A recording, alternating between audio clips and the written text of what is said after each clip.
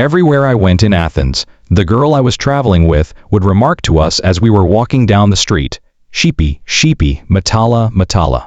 This is why I came to Matala. Imagine this, a serene afternoon in Laurel Canyon, California, where memories endure and sunlight streams through eucalyptus trees. The spirits of Joni Mitchell's lovers, partners, and adversaries from the 1970s sit about her. She fondly lets the 7 men who forever altered her life out of the vault of her heart after decades of keeping quiet. They are masters of charm, turmoil, and heartbreak in addition to being musicians. Her best melodies and her most painful scars were inspired by these individuals. Their betrayals are concealed under the poetry of her voice, and their faces are interwoven into the fabric of her poems. She exposes them today, not out of resentment, but rather because of the truth. The first person to view Joni's soul in its whole and to leave it in silence was Leonard Cohen. On Greek island of Hydra, they first met in 1967. A fever dream of art and longing engulfs 2 poets. Their relationship was doomed from the start. Cohen was a kind but elusive man who would write her verses in the morning and disappear at night. He admired women like poetry, beautiful, fleeting, and incomplete. His calmness concealed a deep distance, but Joni, who was tender but fiercely honest, thought she'd hold him. Their time together was tinged with both passion and sadness. With their arguments and laughter resonating down bright alleys, Hydra turned into both a paradise and a battlefield. She desired healing love. He desired inspirational love. When he did go, it was not with cruelty, but with a silent absence. Joni's suffering turned into music. Songs that would torment generations were woven from her anguish. She, the woman who transformed loss into timeless art, and Cohen, the poet who couldn't stay. Graham Nash was the one man Joni thought she would spend the rest of her life with. Their Laurel Canyon home was a sanctuary of dreams, guitars, and laughing. She was his inspiration, his peace in the midst of chaos, and Nash loved her. They were the canyon's golden pair for a while. However, Feman Demission infiltrated as the unity between Crosby, Stills, Nash, and Young Sword waned. Joni yearned for tranquility. Graham yearned for the exhilaration of achievement. Songs were replaced by silence and love by distance. Their world broke silently, and when it did so with sadness rather than rage. Blue, her masterpiece, a farewell to Graham, and the delusion that love could endure celebrity all sprang from her suffering. For years, Nash harbored remorse and spoke of her with awe. Joni had a more severe lecture. When ambition tests a kind heart, it can fail. For a brief time, their love burned gloriously, creating scars that later became songs. Correct. They bamped you. I was thus caught off guard right away. I had to make a smokescreen as a result.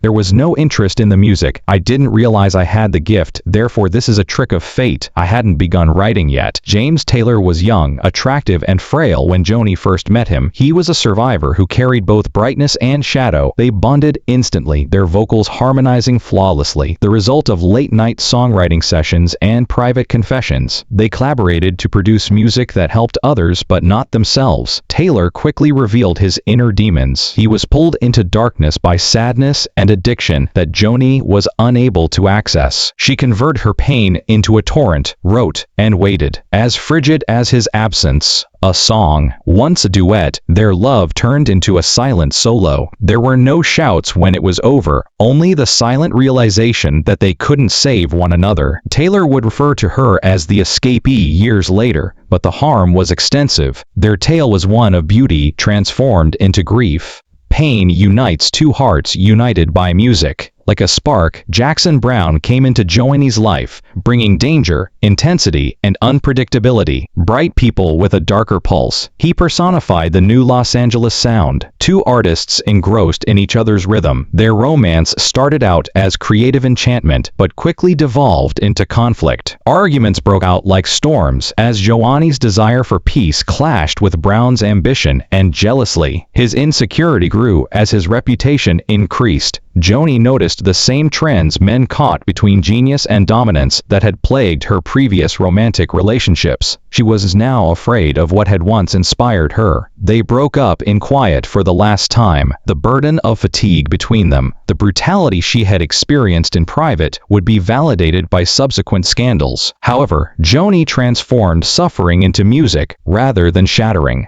Evidence that beauty might emerge even from devastation. Before being untouchable due to her stardom, Joni discovered heartbreak and guidance in David Crosby.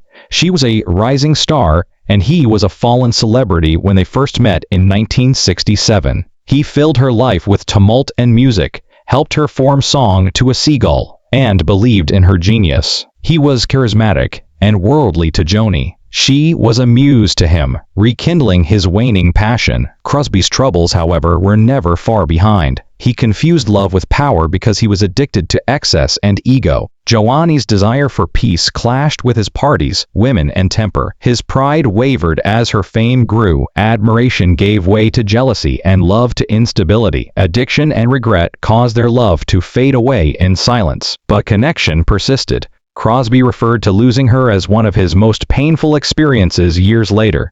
It was a painful fact for Joni. Stability and genius don't often go hand in hand, and love from a troubled spirit is always more expensive than it is beneficial. Joni's suitors weren't all musicians. Hollywood's golden playboy, Warren Beatty, came into her life like a dazzling storm. He was the epitome of charm at the moment, gorgeous, funny, and frighteningly self-assured. With admirers all around him, he glided through events like a comet, thriving on attention as easily as he breathed. Beatty's cinematic universe was both intriguing and foreign to Joni, who had spent years surrounded by poets and musicians. It was at a dinner full of legends and industry in Los Angeles that their paths met. Beatty was instantly enthralled by her enigma, the reserved folk singer who exuded nobility and was unaffected by the extravagance of Hollywood.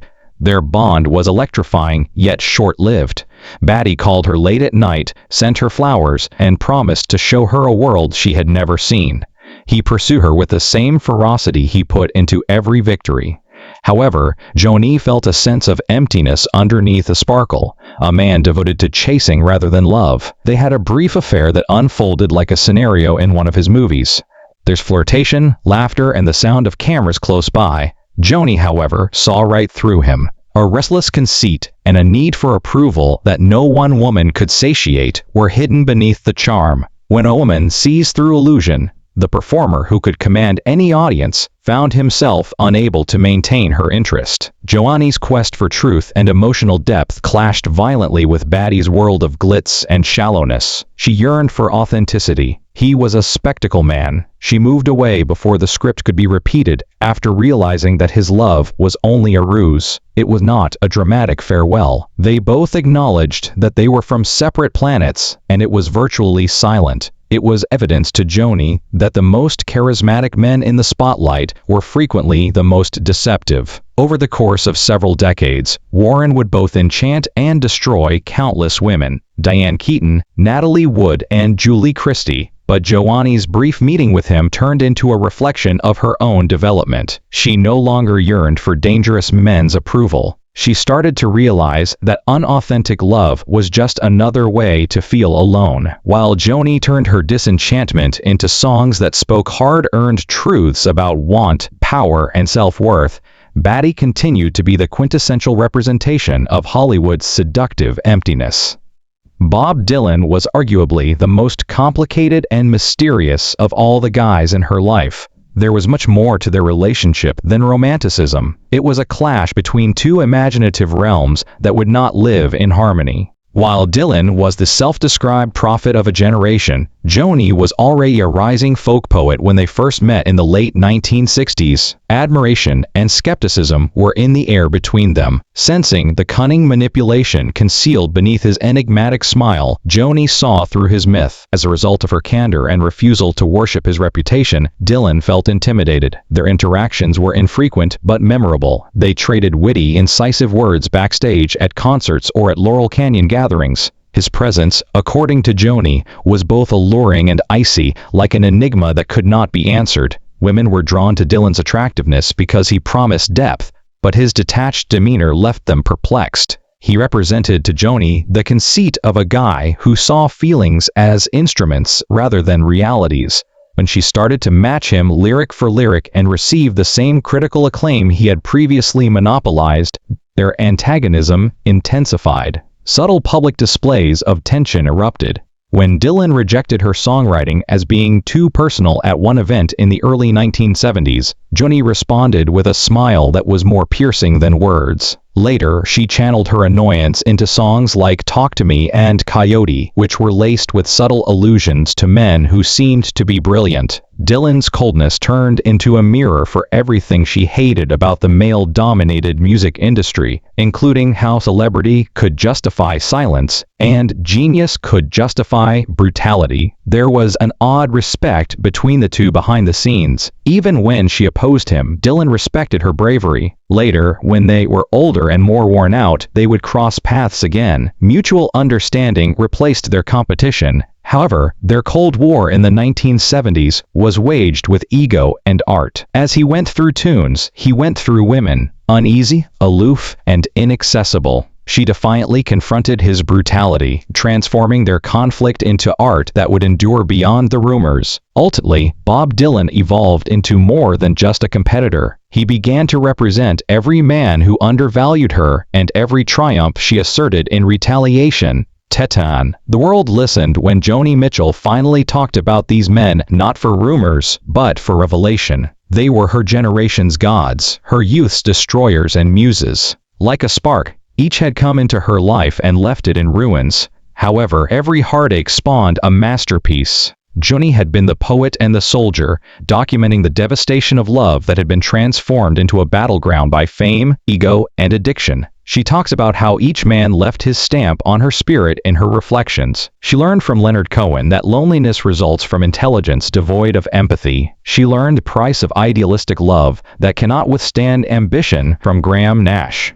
The frailty of redemption was revealed by James Taylor. How desire might turn into control was made clear by Jackson Browne. Warren Beatty epitomized the glittering emptiness of celebrity, while David Crosby personified the perils of excess. Her longtime competitor Bob Dylan reminded her that even brilliant people may hurt one another by being silent. By the late 1970s, Joni viewed her life as a living map of a time that offered pain and promise of independence, rather than a series of unsuccessful romances. Despite being a period of liberation, few women survived the 1970s. Those years were both a creation and a test for Joni. The ghosts of these men, their laughter, their betrayals, and their lingering shadows were present in every song she composed. She transformed every loss into poetry and every pain into insight. She looks back now, and her voice is clear and free of bitterness. She may have suffered heartbreak from the Womanizers of the 1970s, but they also gave her courage. They made her understand the fine line that separates art from lunacy, love from destruction. Joni Mitchell emerged stronger than ever in their wake, leaving a legacy of songs that outlasted them all. One truth at a time, one song, one scar.